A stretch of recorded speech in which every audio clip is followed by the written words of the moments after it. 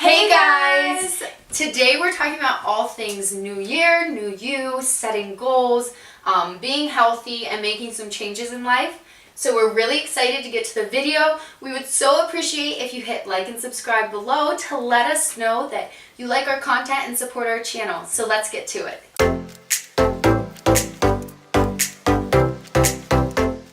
So as you guys know, there is a lot of talk on social media and just, I don't know, like in society in general about your word of the year or your goal of the year or your resolution. And so I think we're kind of late to the party on resolutions, but we definitely want to talk about like your word of the year and what that means.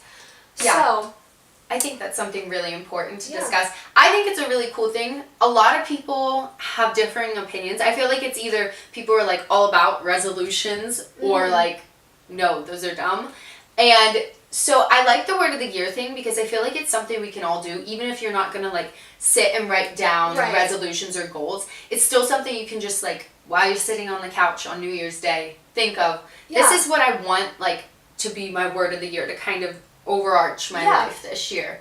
Yeah, and I think like a word is so much better because it's not like you setting these specific like benchmarks that you have to hit. It's just like, this is my word and I'm going to live this out, and these I guess are like the characteristics that I'm going to try to convey in my own life this year. So I guess I will start and talk kind of about my word of the year because I think it's neat to share. If you guys have a word, let us know in the comments because I love knowing what everyone's kind of putting for their year. We did that on Instagram and like it was really cool just to see like what people said and just to hear their feedback.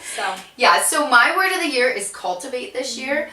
In years past, I did selfless and present, and this year I really just felt cultivate, like God placing that on my heart. Cultivate's kind of to prepare and ready something, and I feel like I'm in a growing season in life right now, and especially with going into a new marriage and just so much newness, and with Bold and Beloved and just everything. I want to cultivate a spirit that's willing and ready for God, and also cultivate myself to be ready and grown, and my home when that happens, and my relationships and my work, and just be in the season of growing and use it to prepare me and ready me for what God has lying ahead. And so that was kind of the word that spoke over me this year, and I decided to make that my word, so I'm really excited about it actually. I think it's a neat one. It's my favorite one, but every year it's my favorite one. So that's like so, I don't know. I just love that though because I think we can all cultivate a little something in our lives every year. So I just love that that's like Rachel's word to just embody. So for me, my word of the year is trust.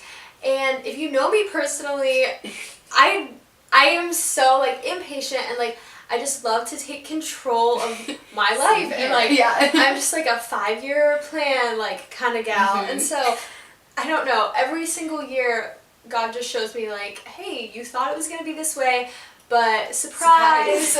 Like it's not going to be this way. And so I didn't pick my word, like I didn't have my word on January 1st. It kind of took me until like January 3rd or 4th to really like have prayed over it, but trust was the word that just kind of kept coming back. And so this year I'm just choosing to trust God in every season, and I'm just choosing to know that like he has a plan for me. So like why do I like stress out, and why do I think like oh my gosh, like my life is on fire, when in all reality like it's just the Lord like saving me for whenever he's like ready to present me with something. So, I think that's a really awesome one. Like Sadie said about mine, we all need to have a little more trust, need to work on that a little more. And I like that she said too, she didn't have it right on New Year's Day. So it's like, this video is a little later in January, but it's still something like, if you haven't thought of a word, if you haven't come up with something, why not now? There's no reason not to, you know? Yeah, and like a word of the year doesn't have to be set on January 1st. Like you could be watching this video in July and pick something, you know? So And so on that note, I think also kind of how Sadie was saying, she likes to plan out 5 years, 10 years. I'm the same way.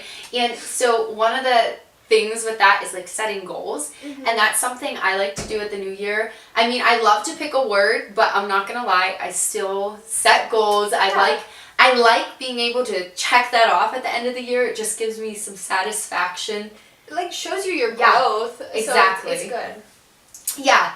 And so it's really important to set healthy goals. Mm-hmm. And so I think we wanted to talk about kind of setting healthy goals and making changes and how to do that in a godly way. Yeah. You know? Definitely. Because, like, again, like, we've referenced this before, like, on our posts on Instagram and stuff, but I think society just puts such a pressure on, like, the types of goals you need to set. But, like, for us as women in ministry and, like, women with the mission to help girls, like, find their passion and find what God, like, really intends for their life, like, it's just really important, I guess, to set goals in a godly way. Yeah. So, yeah. And I think one of the important things is not getting too set on your goals. Because I am totally that girl that's like, if I said I'm going to run 2 marathons this year, I'm going to run 2 marathons this year, even if I drop over at the finish line. Like, before the finish line. She's not kidding either. Yeah. And so it's like, that is something I've had to learn is, make goals. They're good. That's good. But be healthy about them. And like, be flexible, too. Yes. Yeah. Yeah. Yeah, you don't want to get so set on the goal that you're missing what God has for you.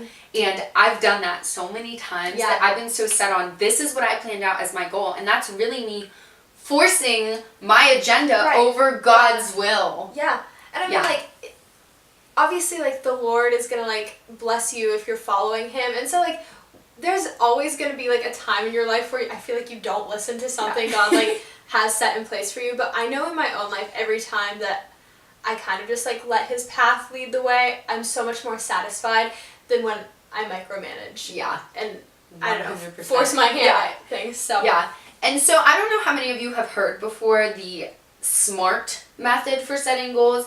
It's, like, it's a common thing. I've heard other people talk about it before. It's so good. And it stands for set specific, measurable, achievable, realistic, and time-based goals. And I think that's a good method. I mean, it's saying don't set goals that are impossible or like out of your league. But I think, I mean, you can look more into that, but I think what's even more important is set godly goals. Yeah. And that's what we want to be talking about, is focusing on those godly goals of praying over every goal you set and being led to set those goals by being influenced by the Bible and by God and how He's working in your life. So on the note of goals then, also, it's like you want to be investing yourself in God and His Word every day.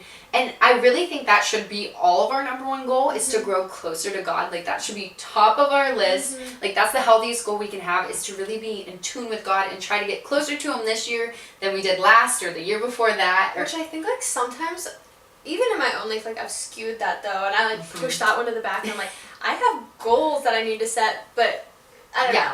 Just, like, bring that one forward and then let your goals follow behind. Yeah, and the thing is, like, setting goals is great, but to live in the will of God, which is the place you want to be, because that's where you're going to be most fulfilled, even though it might not seem like it. Like, why are things not going my way, God? The will of God is where you're going to flourish the most and feel the most fulfilled. And to live there, you have to be in tune with God, and that requires the everyday reading and studying, and that's going to help you to set healthy goals. And in Luke 14:28, it talks about someone who's desiring to build a tower, and it's saying, if you're going to build something, don't you sit down first and, like, figure out how much it costs and how you're going to do it, and do you have enough materials to complete it. And that's just, like, such a good little nugget of wisdom in the Bible, because seriously, it's practical. Like, when we're setting goals, it applies. Like, if you're saying you're going to do something, have you sat down and thought about what it's going to cost you? Is it going to cost you time, energy, money? And is that going to take away from God or your spiritual life or other things that should be better? So that, I think, is a really good thing to ask yourself when you're setting goals, is how is this going to affect my time, my energy, and my money, and is that positive or negative?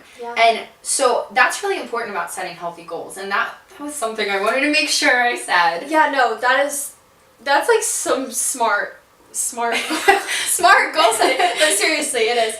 And, like, Rachel had just kind of talked about, like, why it's so important to draw near to the Lord. And so I kind of had, like, a personal story to share with that. Last spring, I was applying for the position of resident shepherd at my school, which is kind of like a position that works alongside of, like, an RA at a college. And I go to Liberty, I don't know, Yeah. So, I don't know. It's just like a cool thing. But I had applied for the position, and I didn't get it initially in the spring, which is when most people get it.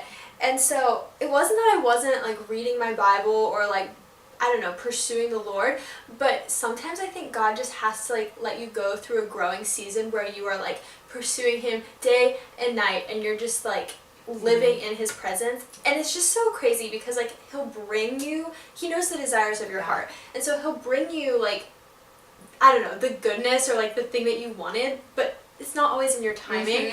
And so it's just funny because like I ended up getting the position, but not until 2 weeks before school started, and it was like a really like He made you wait. he made me wait. It was like a really out of the box way to like get this job. And so that was just kind of like a personal story to go along with goal setting, because I always feel like if I don't get it when I want, it's not happening. But that's not true. Yeah.